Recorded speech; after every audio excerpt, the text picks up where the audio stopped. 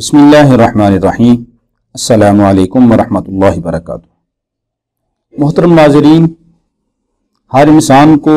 ہر وقت کوئی نہ کوئی ضرورت پیش آتی ہے، تو ضرورت کے وقت میں مسلمان آدمی کو کیا کرنا چاہیے؟ خاتم الانبیاء حضرت محمد صلی اللہ علیہ وسلم نے ضرورت اور حاجت کے وقت بھی اعمال بتلائے ہیں کہ کون سا عمل اختیار کرنا چاہیے۔ کوئی بھی ضرورت، کوئی پریشانی آئے، مصیبت آئے،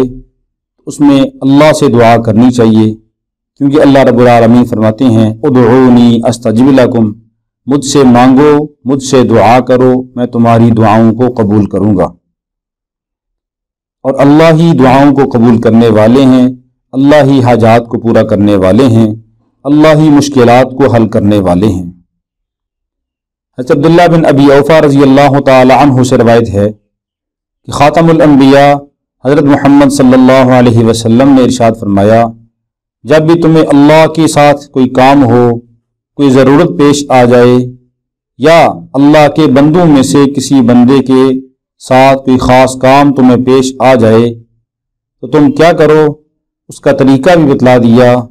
کہ تم سب سے پہلے اچھی طرح وضو کرو، اور اس کے بعد وضو اچھی طرح کرنا ہے، اس کے بعد 2 رکعت نماز حاجت کی نیت سے پڑھو، یعنی صلاۃ الحاجت پڑھو۔ ایسے عام 2 رکعت نفل پڑھتے ہیں، یہی طریقہ ہے، 2 رکعت نفل صلاۃ الحاجت کی نیت کر کے پڑھیں، اور اس کے بعد 2 رکعت نفل پڑھنے کے بعد اللہ کی حمد و ثنا بیان کریں، اللہ کی تعریف کریں، اللہ کی تعریف میں کچھ کلمات کہہ لیں، اور اس کے بعد رسول پاک صلی اللہ علیہ وسلم نے فرمایا کہ میری ذات کے اوپر درود پاک بھیجو، اور اس کے بعد یہ دعا پڑھو، اللہ رب العالمین تمہاری ہر دعا کو قبول فرما لیں گے، جو مانگو گے اللہ سے مل جائے گا۔ دعا کیا ہے؟ مختصر سی دعا ہے، اس کو یاد کر لیں اور اس کو اپنی دعا میں مانگیں۔ دعا ہے لا الہ الا اللہ الحلیم الکریم، سبحان اللہ رب العرش العظیم، الحمد للہ رب العالمین، اسألک موجبات رحمتک وعزائم مغفرتک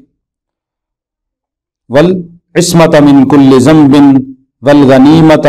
من کل بر والسلامت من کل اسم، لا تدع لی ذنبا الا غفرت ولا ہما الا فرجت ولا حاجتا ہی لک رضا الا قضیتها یا ارحم الراحمین۔ آخر میں جو الفاظ ہیں ولا حاجتا ہی لک رضا الا قضیتها، یہاں پہ اپنی حاجت کا تصور کرنا چاہیے دل ہی کے اندر کہ میں اللہ سے کیا حاجت مانگنی ہے، میں نے اپنی ضرورت کا اللہ سے سوال کرنا ہے۔ تو اس کو آدمی 2 دفعہ 3 دفعہ پڑھ لے، ولا حاجتا یا لک رضا الا قضیتها یا ارحم الراحمین، اور اس کے بعد اللہ سے خوب گر گرا کے انسان کی دعا مانگے۔ اگر یہ آدمی دعا عربی کے اندر نہیں مانگ سکتا،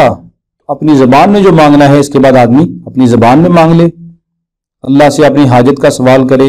انشاءاللہ العزیز اللہ ضرور قبول فرمائیں گے، اور جو اللہ سے مانگیں گے وہ مل جائے گا۔